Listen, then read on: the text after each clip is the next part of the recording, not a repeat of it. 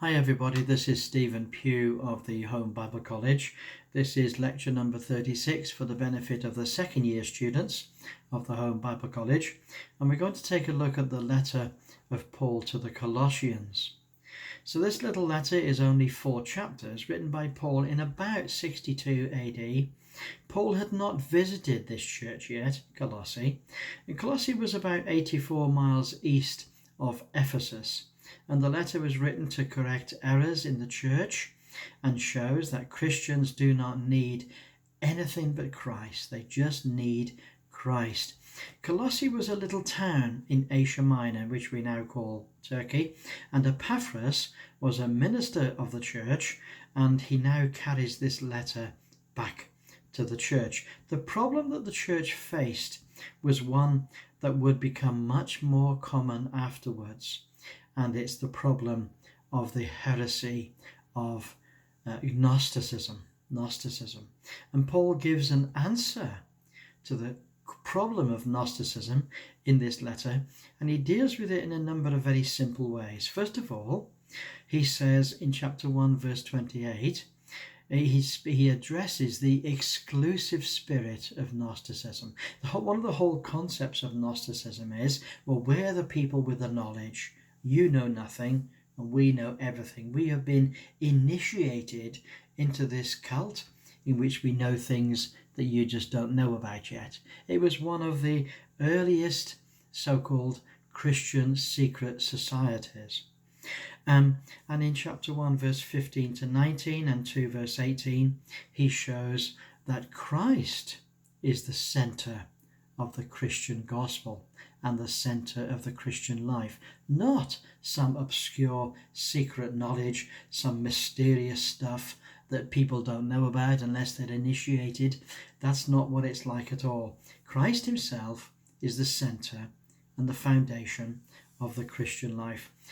Thirdly, Gnosticism was based on asceticism. Now, this was the idea of you must beat yourself black and blue, you've got law to keep, you've got mysterious experiences to have, you've got special food to eat, you've got special secrets to learn, special potions to drink. You know, there was all this. And what the Lord Jesus, what Paul says from the Lord Jesus to the church at Colossae is that no. There doesn't need to be any of that. There doesn't need to be any of that.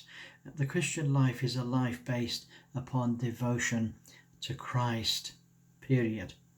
And then the last thing, the fourth thing, which was an answer to Gnosticism, was the question of licentiousness. The Gnostics believed that their knowledge gave them permission to be able to do all sorts of things. They were able to be quite licentious in their lifestyle. They were not morally pure, and so this false teaching almost invariably leads to false practice.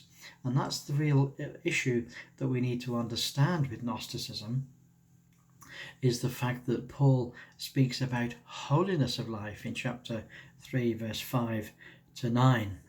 So Christ is like the water of life. He's like the ice of life. He's like the steam of life. He's everything that the Christian needs to live the Christian life. And Paul explains that Christ has achieved everything, and then he shows us how we should go forward to live a life of devotion to Christ. Now, there's a number of sections in the book, and I'm not going to go through every section and explain it all to you, but there are basically 4 sections. The first is the prologue, in which there's an introduction, and he just makes a comment of how the gospel is spreading. There then comes the doctrinal section. This is the section where Paul gives the teaching upon which his exhortation will be based.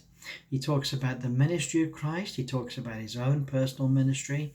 He talks about Christ being the answer to this heresy that they're susceptible to.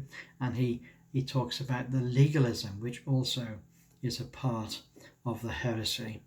And then we have a third section. This is practical, and he talks about the Christian's goal.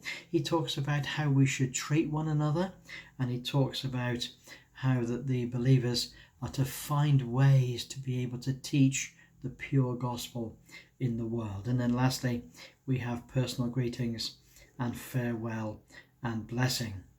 So this is the little letter, just five chapters. What a treasure it is, written from prison to this little church to give them advice on how to not get drawn into Gnosticism and how to fix their hearts and their minds on Christ himself.